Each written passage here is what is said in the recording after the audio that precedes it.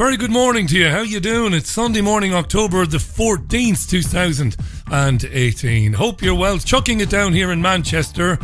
That is, well, par for the course here at this time of year, I suppose. Very grey, very dull, and it's teeming with rain. Might be nicer where you are. Hope it is. My name is Richie Allen. This is Sunday View, of course. Going to take a look at the front pages of the broadsheet and tabloid Sunday newspapers, and as usual we'll have a listen in to one or two of the Sunday morning television political shows, BBC and Sky and all the rest of it. Thanks for joining me today. Love having your company. So I do.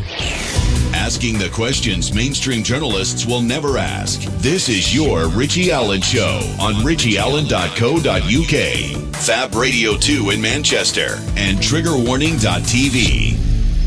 And as usual, if there's something you'd like to contribute to me, to the programme, tweet at Richie Allen Show now and tell me what you're thinking. The Twitter line to the show is open and will be till the end of it. Welcome to the show.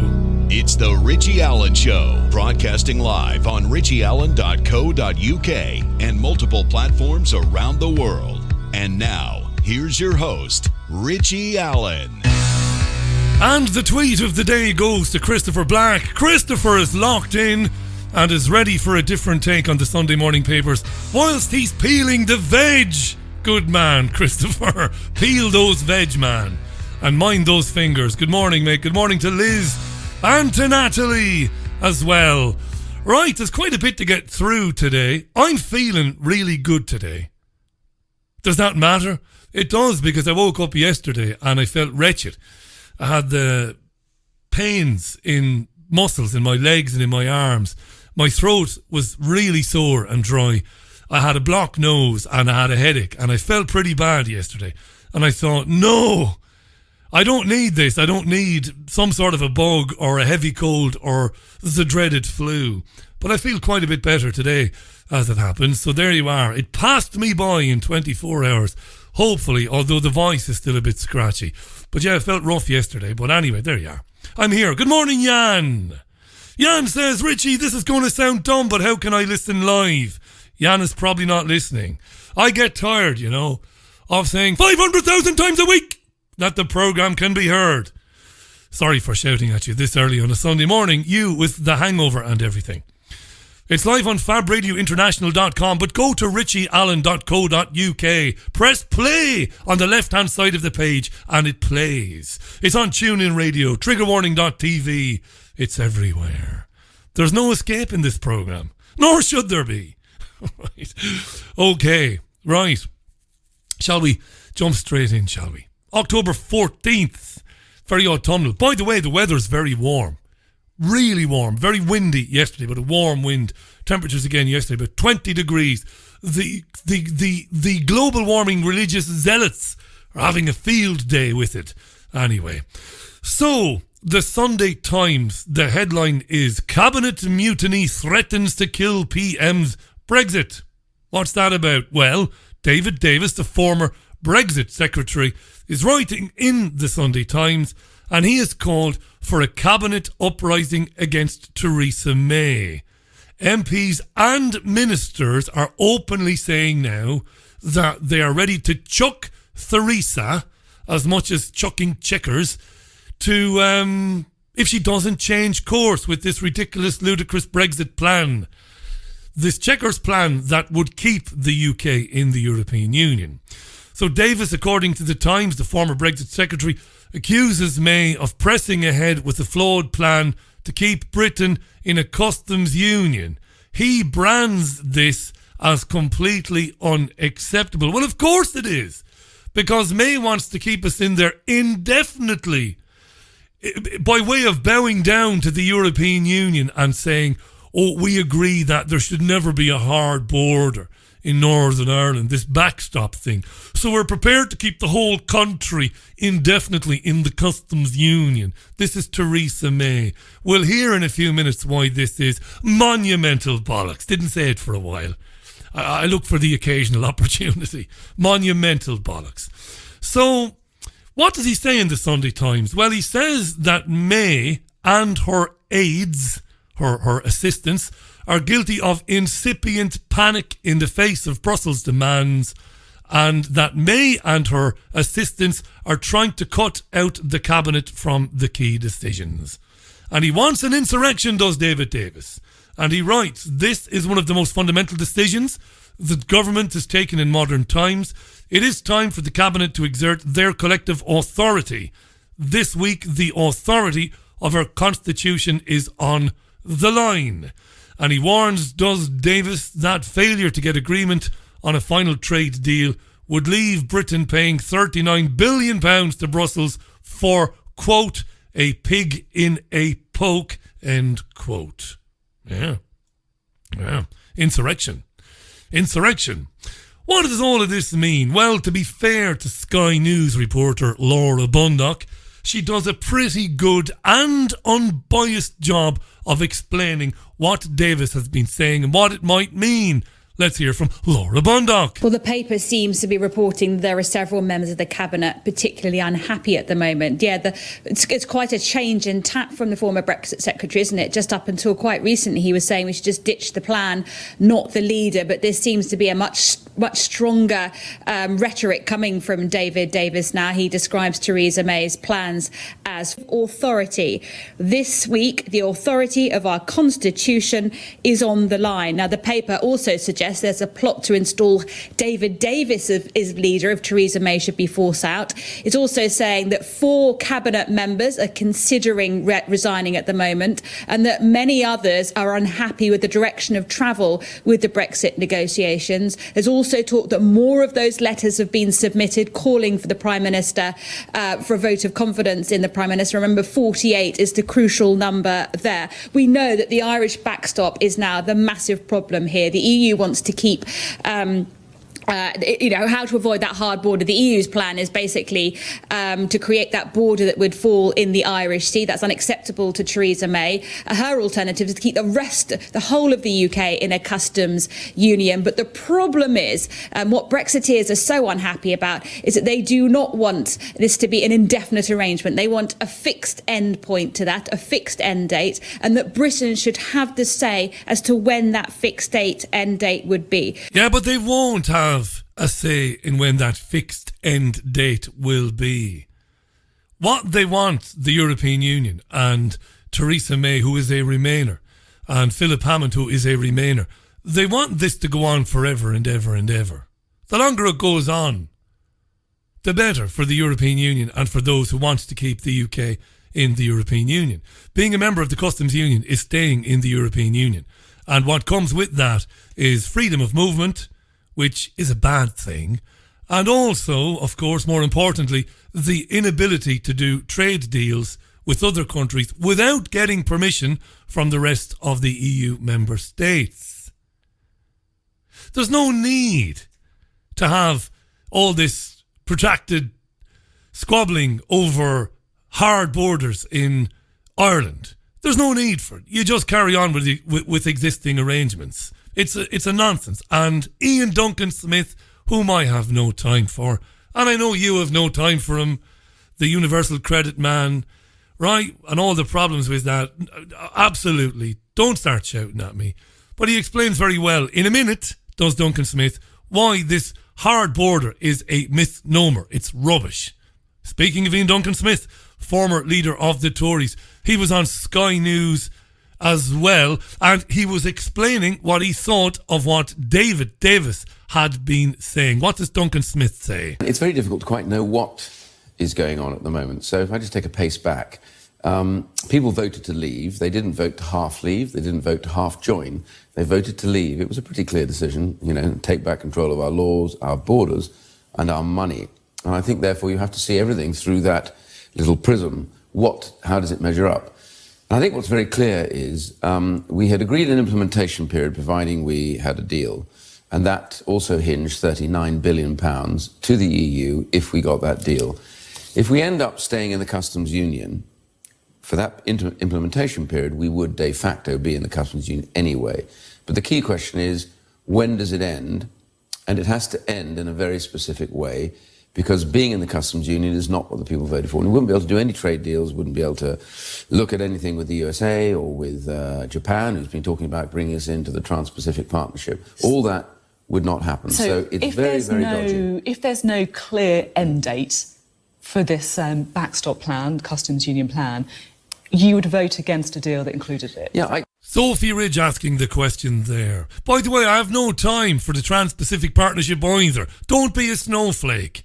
My lefty listeners now will be aghast that I'm referring to something said by Ian Duncan Smith, the horrors of Ian Duncan Smith, who he is and what he stands for. I know, I don't disagree with you. Point is, here he's making sense until he mentions the Trans-Pacific Partnership, which I've had a lot to say on in the past. Disastrous agreements, the TTIP and the Trans-Pacific Partnership and NAFTA and all the others, because of what they do. Basically give corporations power over governments, over the people. I know! Don't shout at me. I can hear you from this far away. What Duncan Smith is saying here, though, is interesting. Included it. Yeah, I think it's not just end date, by the way. It's a little bit more than that.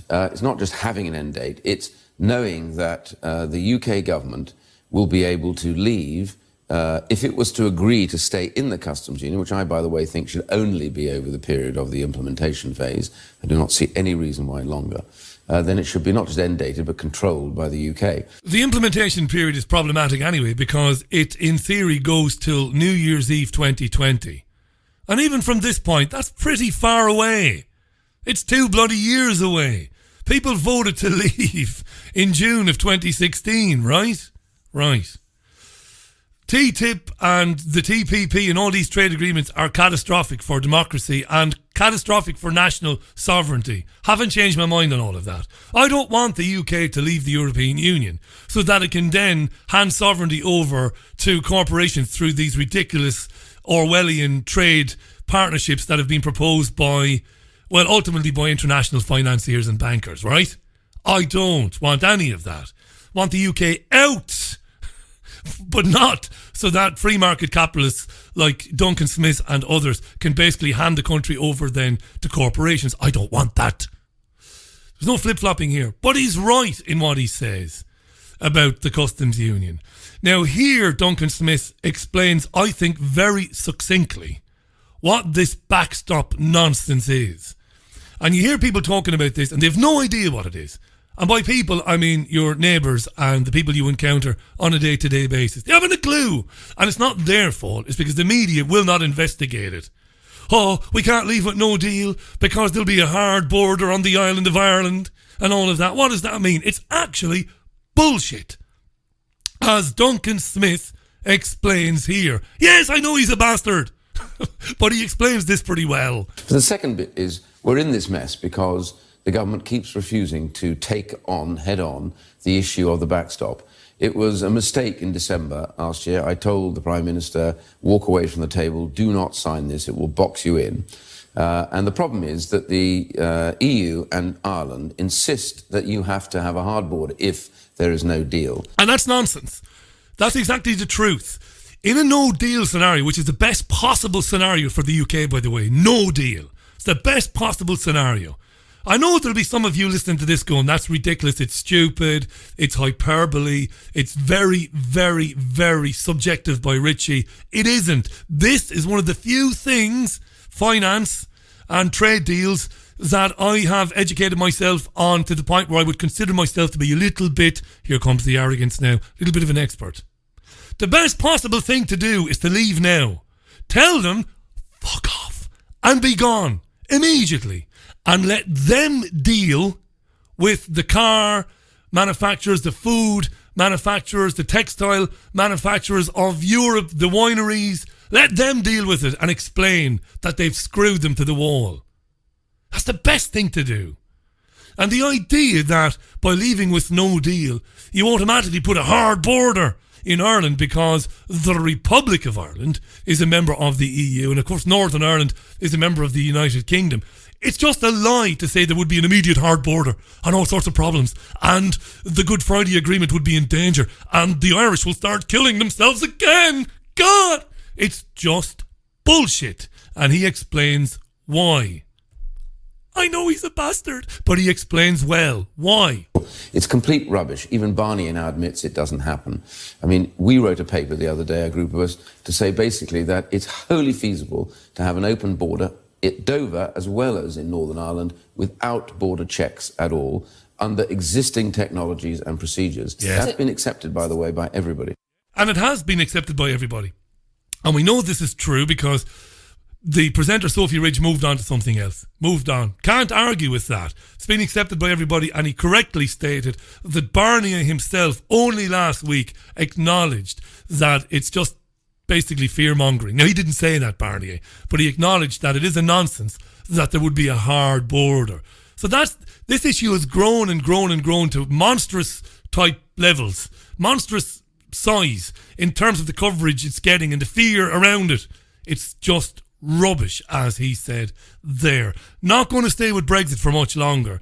You might be happy to hear that. We've got other things to talk about today. Going to go down the human interest route in a minute. We're going to get away from politics for a few minutes. But I wanted to just point out that it is desperation by the European Union.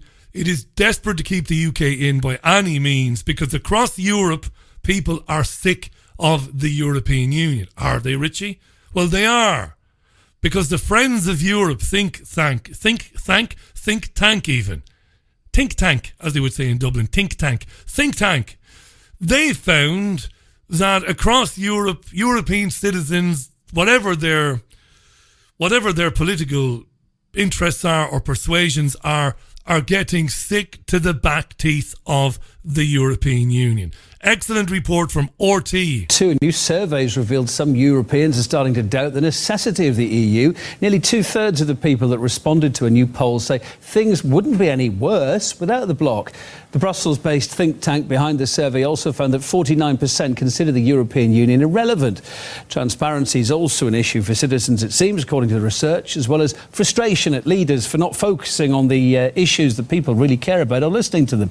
That's not quite how the power brokers in Brussels would see it, though, of course. The EU's foreign policy chief said recently that the world wouldn't survive without the 28-state union. Close your eyes and imagine for one moment the European Union disappeared from the global scene right now. Let us say for a month or a week, even for a few days. The world will simply collapse. The world will collapse, says Federica Mogherini. The world will collapse if anything happens to the European Union. Wow.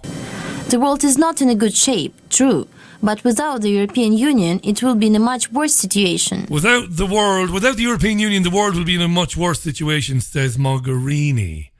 Now, Luc Rivet is a journalist, and he's based in Brussels, and he talks openly about the problems faced by countries, member states of the European Union, faced by countries because of their membership. Here's his response to what Federica Mogherini said. Luc Rivet, Brussels-based journalist. The love story of Europeans with Europe is coming to an end. The people still feel Europeans, fine, but it's secondary, it's not very important. And they don't realize that all directives, all their own legislation in their own country comes from Brussels through the directives produced by the European Commission and approved by the European Parliament. So it is a strange situation into which Europe is very important for European citizens, but they don't perceive it, and they prefer their national identity. They keep their national identity. They now want their borders back because they see that European borders don't function after 4 years of problems. So that's the situation now. And Mrs. Mogherini can say whatever she wants to say, but she's not a hero for the Europeans. No, Luc Rivet there. And on that note, we'll leave Brexit alone for today. It's coming up for 19 minutes past the hour. This is Sunday View, live right now from South Manchester with me, Richie Allen. We're going to take a quick break. When we come back, I'm going to look at the rest of the front pages. They are Brexit-centric, but we won't stay with Brexit. And then we're going to talk a little bit about racism. Because I heard a very frank and very emotional interview by the mother of a young boy who has been abused and bullied at a school in Essex. And she's been speaking to Sky News earlier on. I've got a couple of clips for you. Really interesting, some of the issues that came out of it. It's been in the newspaper, this particular story, since June, right up till now. One mum who's suing a school because of the abuse suffered by not one but two of her sons there. think it's very interesting. We'll have a listen to it. We'll have a chat about it, you and I. We'll also talk about Shami Chakrabarti.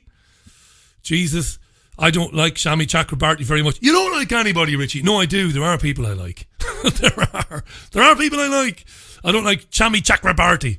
I've despised her for decades, watching Question Time as a late teen, early 20-something man, and Shami, liberal, progressive, Marxist Chakrabarti, who believes that everybody's a racist. Well, she's been on Sky News today talking about anti-Semitism, and she's also been talking about Karen White, the trans woman who's really a man, who's been sentenced to life in prison for raping women while on remand. And you might find Chakrabarti's take on that interesting. We'll also talk about Facebook deleting the pages of RT reporters. I've got plenty to tell you about if you don't go anywhere. So don't go anywhere. I'll break your two legs, do you hear me? Stay where you are, back in a minute. There's a place high in the mountains of Spain, a sanctuary where souls gather from all around the globe to learn about themselves and experience powerful changes in the way we see our world. They become awakened to their gifts and their power to heal others. Become part of this ever-growing worldwide family of unique, pure energy healing practitioners. Discover how amazing you truly are. Go to www.markbayerski.com. It could just change your life forever. Forever. Have you lost access to important data from a computer hard drive, mobile phone, or other storage device? Maybe you have a broken hard drive containing years of information, or a smartphone that no longer works from which you'd like the pictures, movies, and chats recovered. If you would like to recover data from any type of digital device, including desktop and laptop computers, external hard drives, cameras, smartphones, NAS, and RAID servers, then contact Data Clinic today at dataclinic.co.uk now. Welcome back to the most listened to independent radio show in Europe. It's your Richie Allen Show. Lovely stuff. You're back then. There's no need to be breaking your legs, so there's not. You know, nice enough. Do you remember this? It is now alarmed and any exterior force will trigger it. Phoenix Nights.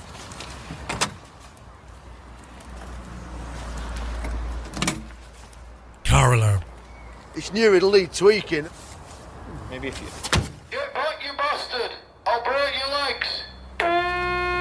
Marvellous. Right, let's move on. 22 and a half minutes past the hour. Well, past 11 as we do this. This is the Richie Allen Show. Sunday View.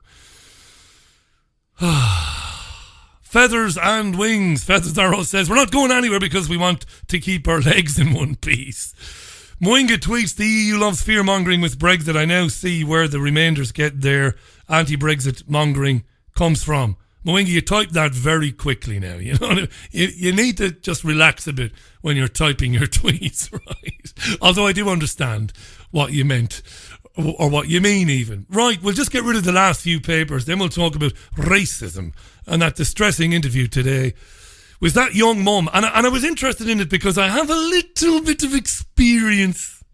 I went to a secondary school, a great secondary school with wonderful teachers, and with some wonderful teachers, and some very, and some great kids, and some not so great kids. And there were issues at the school with problem families' kids. You understand where I'm coming from? With feral kids at the school from families whom wouldn't be unfamiliar with crime. You know what I mean? And I want to talk about this in a minute, so keep that in mind. What have we got? The Observer, Sunday Observer, leaked emails revealed DUP chief ready for no deal Brexit. This is about Arlene Foster saying that a no deal Brexit is now the most likely outcome due to the European Union stance on Northern Ireland. Great, we've heard enough about that for one day today. Very interesting story also on the front page of The Observer. The headline is Race Bias in Stop and Search Getting Worse. Shock report. Race bias in Stop and Search getting worse. Shock report. And what this is, it's about comprehensive new analysis of the criminal justice system And the analysis is showing that reform has actually failed to address racial bias. The documentation being seen by the analysis, by the survey, is showing that there has been an increase in ethnic disparity in the policing and prosecution of drug offences. The disproportional use of stop and search is now apparently, according to the Sunday Observer, at its most pronounced since the power was introduced back in 1984. Of course, that's always been an irony, hasn't it?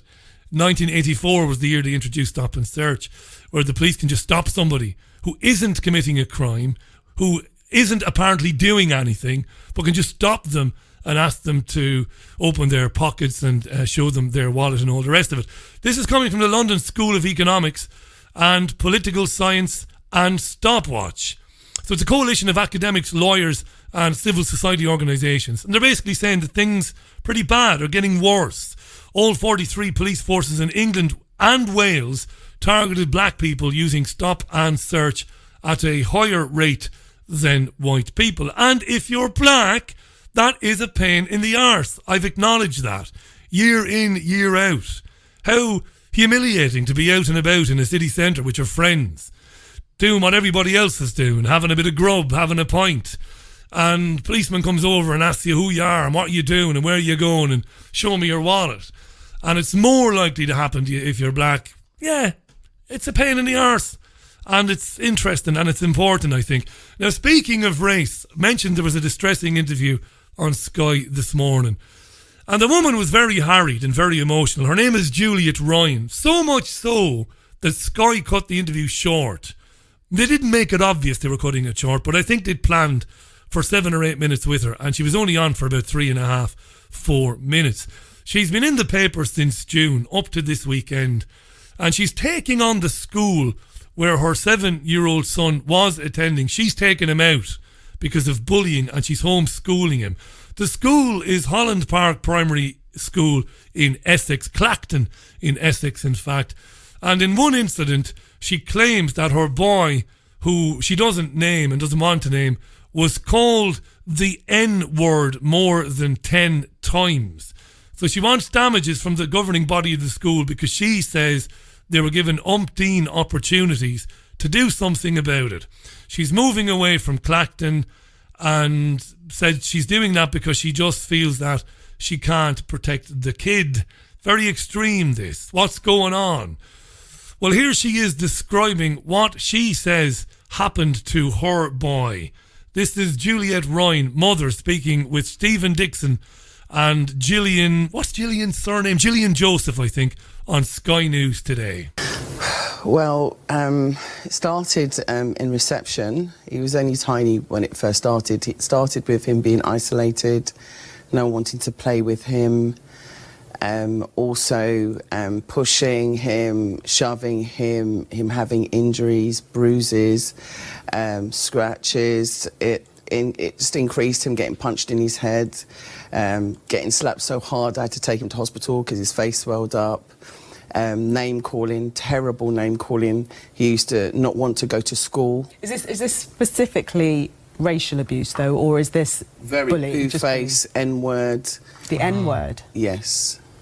On one occasion, during one lunch hour, and there was someone else who witnessed it, said that he was called it 10 times. 10 times, and this is by children. So it's an issue. In fact, it happened again recently, even in the school, and he's not even there. So it's an issue. It has to be tackled. And as you know, this has been an ongoing situation for me, and this happened. I was going through this with the school whilst that happened to my other son. So it's been both children. So to have both sons going through this trauma has been incredibly hard for me. My younger son especially, because he was so young, he didn't understand it. He couldn't understand why people didn't want to play with him. He didn't understand why people were calling him negative words. Like I said, I don't want to swear, but a lot of bad words, calling him dirty, chocolate face, telling that he was disgusting, running away from him, telling everybody to stay away from him like he had rabies or some kind of really bad disease. Can't imagine how difficult that must be for a parent, taking her at face value. Now, a lot of people are not taking her at face value, and they're saying, all right, so she had another child in the same school and she made the same complaints. So some people are saying that this is her being oversensitive, this is her maybe creating a problem where there isn't one. Now, I don't believe that, because I've got a little story to tell you in a minute. And in fact, amazingly enough, I was contacted recently by a teacher who will come on this programme in the very near future, who's going to talk about this. This is really interesting. Must be horrendous. Can you imagine? I don't have children, please God, someday, but I don't have. Can you imagine dealing with that? Knowing your child is coming home and the bruises, the slaps, the name calling, stuff being written on his school bag and stuff like that. Unbelievable. Must be a nightmare. So why didn't the teachers do anything? I want you to keep this in mind. This is very interesting. Why didn't the teachers do anything? She briefly touches on it here. The thing is, it wasn't just the children. There was also victimisation from teaching staff once I actually complained. And I noticed a distinct change in the way in which I was treated as a parent once I actually tried to tackle it, and then the tables were turned onto me. And so, I mean, obviously these are your claims. This is as you see it. But because you've had an issue with your elder son as well, and now your younger son, who's only 7, what would you say to those who might say to you, perhaps you're being a little bit too sensitive?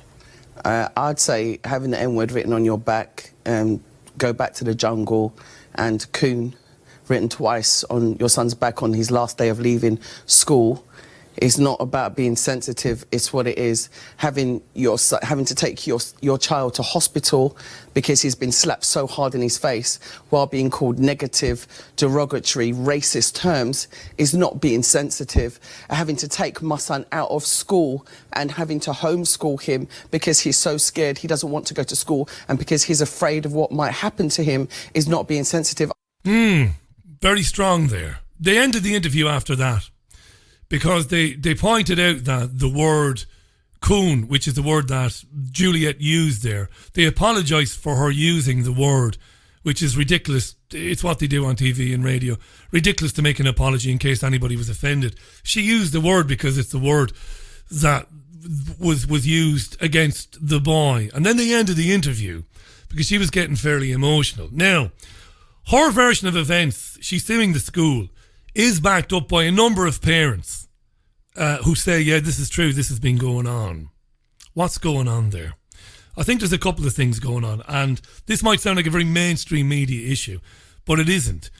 It is, but the mainstream media is not going to investigate it or analyse what's really going on there. I'm 43 years old, me, and I've probably lived quite a bit. I've been around the world and travelled around the world, and I've lived in different countries. I've had a kind of a mad life, and I'm fairly educated in terms of I've educated myself.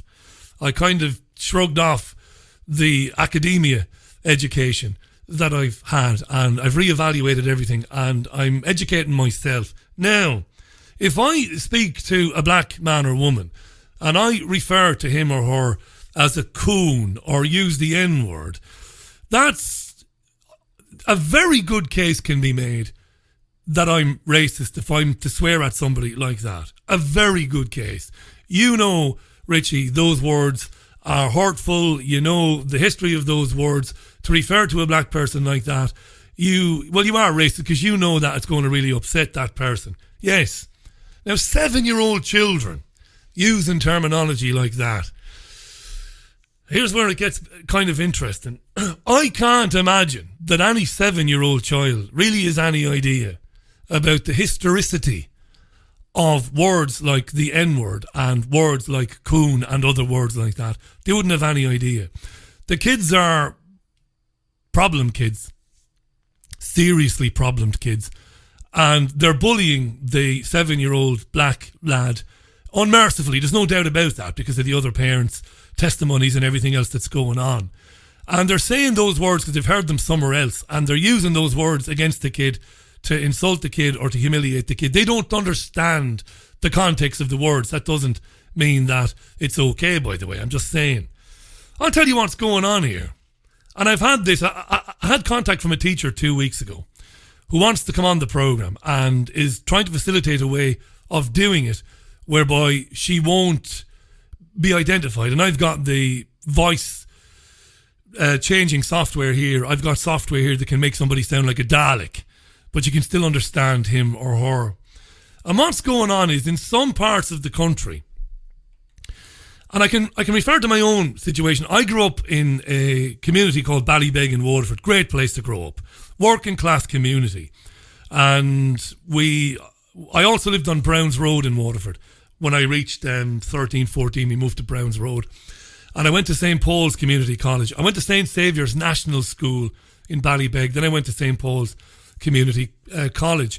And one of the things that's very interesting that I remember vividly was back in 1988, 1989, I would have been 14 years old. And I remember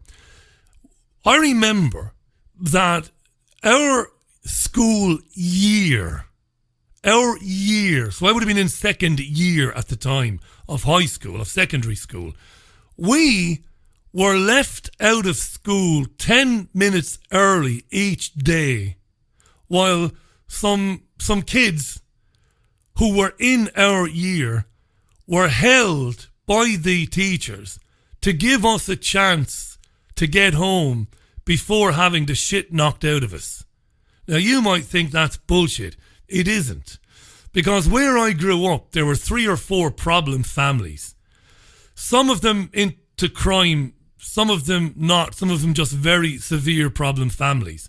And their boys were fucking feral. They were psychopaths. They didn't smack children in the face and hit them and steal their money. They hammered children to the point that they caused them serious injury. This is true. I'm not making any of this up. And the school was totally incapable of dealing with it. Not only was it incapable of dealing with it, it went to extreme measures not to do anything about the children, not to even expel them, because they were terrified of the family. This is true.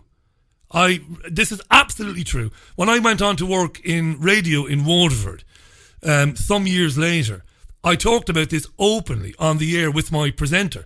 He talked about it with guests.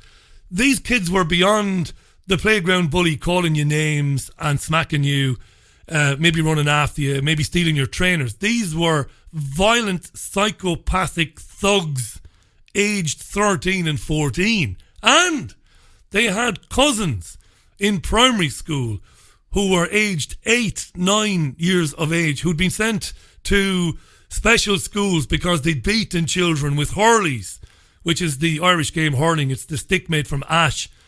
And you couldn't believe this was going on. This is back in the 1980s.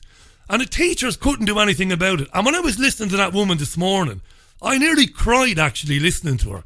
Because what's happened there is the school is terrified of the families in the community. And not only won't expel the absolute feral, and feral is probably the nicest way I can describe the children, from the school, but will not take on the families for fear that there will be reprisals, and for fear that a teacher will be going home some afternoon, or might be in town, or might be somewhere else, and will have his or her head kicked in. That's true. Problem families and policing. Of course, there's no policing anymore because police numbers are down all over the country. So you can't call the police to deal with it because they don't want to deal with it either. And that's what's going on. So racism, of course, exists. And, you know, I'd be a liar if I said it didn't. And there are people in this country, men, who will refer to black and other ethnic minority. Well, not other ethnic. Blacks are not necessarily an ethnic minority. Of course they're not.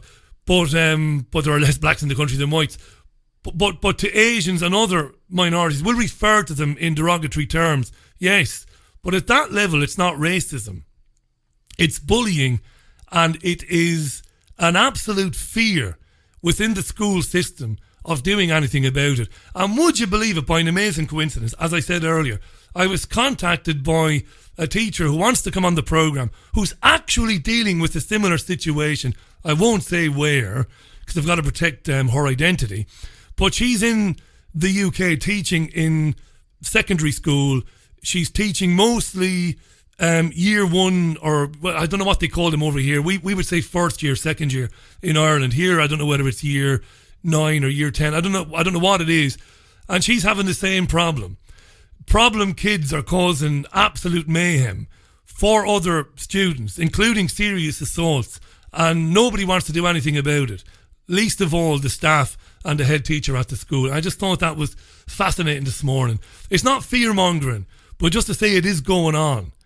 Imagine that, where the school is terrified of a couple of families in the neighbourhood. But there you go. Anyway, just thought I'd do that. Just take a different direction this morning. Also in the Sunday Telegraph today, tight security net around hate preacher will cost taxpayer 2 million quid. Anjam Chowdhury, who's been on this programme many times before he went to prison, will be eligible for release on Wednesday after serving half his sentence for a terrorist offence. They call him in the Telegraph the notorious Islamist hate preacher, and he will be subjected to the most stringent living conditions ever placed on a British citizen. And they're saying, the Telegraph, that it will cost over £2 million a year to keep an eye on Anjam. Wow. So he got 5.5 years in jail sentence in 2016 because he was caught swearing an oath of allegiance to Islamic State of Iraq and the Levant. Crazy that he was sentenced to prison for that. I know, here comes the abuse. You're either for free speech or you're not. But with time spent on remand, he is eligible for release on licence from Wednesday, despite ministers admitting he remains genuinely dangerous. I've always believed that Chowdhury was working with the UK intelligence community. I've always believed that. I've always seen him as more of a buffoon, like Omar Bakri, than anything else, to be honest with you. That's just my opinion. I've interviewed him over a dozen times over the last 10 years. Under his release conditions, Chowdhury will be banned from preaching or attending certain mosques, while he will only be allowed to associate with people given prior approval. He will be banned from going on the internet without close supervision, and he will only be allowed one mobile phone, which he will be forced to hand over regularly for analysis. There you go. Apparently somebody told the Telegraph that he might be banned from using the internet full stop as the safest means of keeping him under control. Any breach of this condition will result in Anjam Chowdhury going straight back to jail, don't collect 200 quid, where he will be forced to complete the rest of his sentence. No interview for us then, I'm thinking.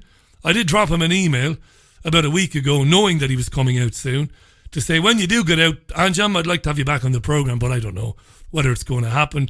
Sunday Express front page, stand up to EU bullies. Let's move on.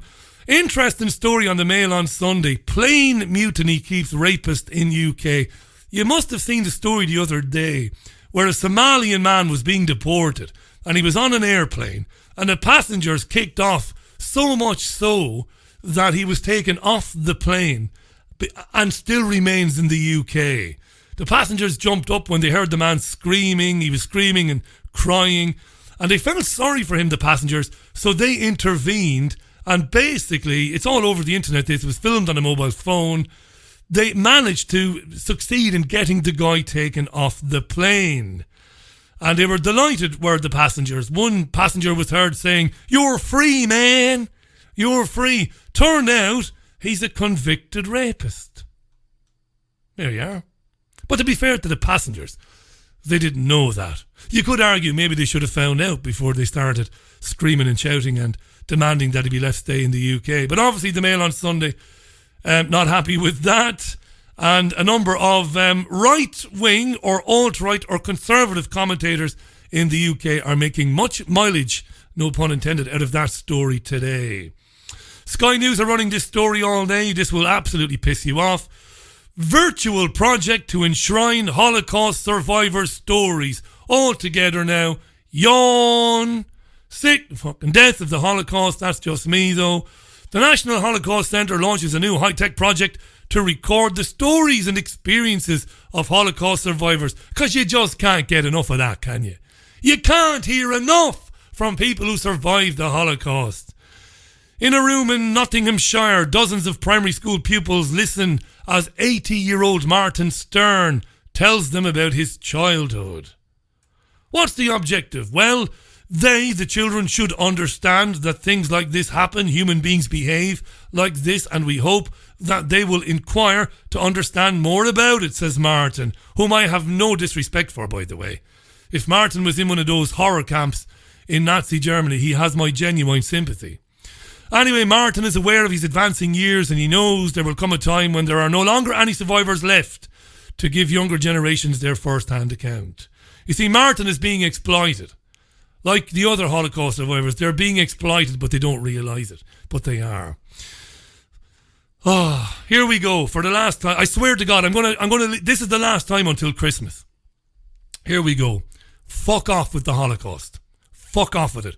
I'm sick to my bat teeth of it. The Brits killed 2 million people in the mid-19th century in Ireland. Starved 2 million Irishmen to death. Millions more in India. And we haven't even begun to talk about the West Indies. Where's the museums for that? Where's the National Famine Museum in Nottinghamshire to remember those Irish men and women who were starved to death in the mid-19th century?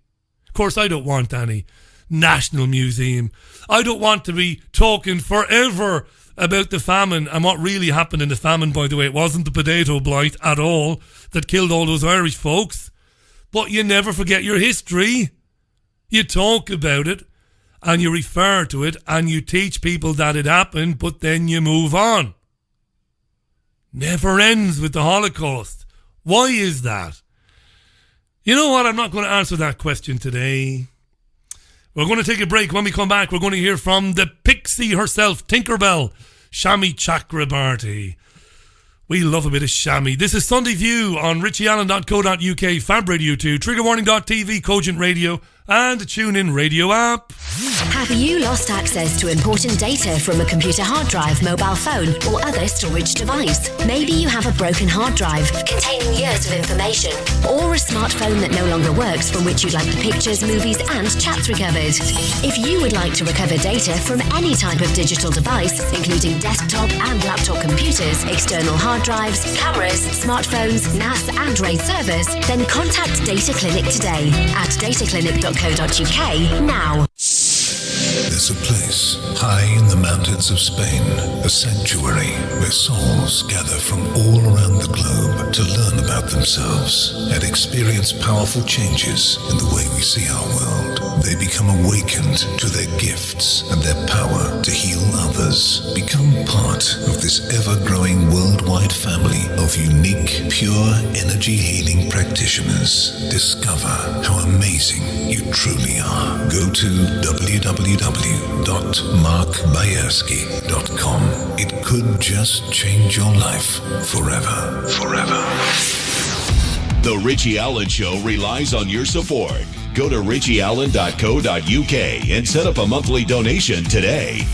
Yes, the rain continues to teem down across Manchester. Welcome back to Sunday View. It's 11 minutes to the top of the hour, 12 minutes to the top of the hour. Now, Shami Chakrabarti, Labour Shadow Attorney General. In my opinion, just mine now, odious woman. Horrible, extreme progressive. Watched her for years on Question Time, calling everyone and anyone a racist. Everybody is racist, according to Chakrabarti, with her little pixie head on her. Little pixie. Anyway, anti-Semitism came up. She was speaking to Sophie Ridge. We're sick of it. We're sick of it. Anti-Semitism and Zionism and the Holocaust. We're sick of it. You will hear Sophie Ridge first. Sophie Ridge starts by quoting something that Chakrabarti herself said. It's always incendiary to compare the actions of Jewish people or institutions to those of Hitler or the Nazis. Now, in 2013, Jeremy Corbyn, it emerged over the summer, said that Palestinians in the West Bank live under occupation of the very sort that would be recognised by many people in Europe who suffered occupation during the Second World War. So by your definition, that would be incendiary. Was that right? Well, Incendiary, by the way, doesn't mean anti-Semitic. No, quite. So let me put it. Incendiary doesn't mean anti-Semitic. That is a good start, Pixie. Now, all you've got to say is, if people want to compare the actions of the apartheid state of Israel's government to the Nazis, that's fine by me. That's all you got to say, Shami. That's it. And then look at Sophie Ridge, stare her down. Go on, I dare you, love. I dare you to come back at me on that. That's all Chakrabarty has to do. It's not anti-Semitic. Incendiary isn't anti-Semitic. And if people want to say that the Zionists are just as bad as the Nazis, they should be allowed to say so. But of course she doesn't say that. Put it like this. By the time I was looking at the nature of discourse within the party, by definition, we had a problem that needed to be addressed. And I was trying to set down some guidelines for people who want to make very important arguments, but not make them in a way that is going to just automatically get people's backs And up. I understand that this is before your report, but would you say those comments were incendiary? I think that I stand by my advice to everybody, which is to make your human rights critiques. And Jeremy, like me, is a lifelong human rights defender, and he is quite right to draw people's attention to the plight of the Palestinians. But I think that it is better, if possible, given the rise of the far right, given the rise of anti-Semitism in Europe, it is better to make those human rights arguments without comparison to the Nazis.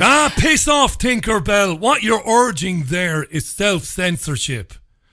Make your argument, but bear in mind that the other side might be a little bit put out and their backs might be put up. How about this? Fuck 'em. Fuck 'em. You're not swearing at them. You're not calling them names. You are saying, listen, see what they're doing there at the fence? Do you see by keeping these people in the biggest open-air concentration camp in the world, you see that? They are the Nazis. By definition, they have become that which oppressed them. And if they want to start screaming about it and calling it anti-Semitic, fuck 'em. It's as simple as that. Anyway, moving on. Chakrabarty was then asked to talk about Karen White, sentenced to jail last week for life, not really for life.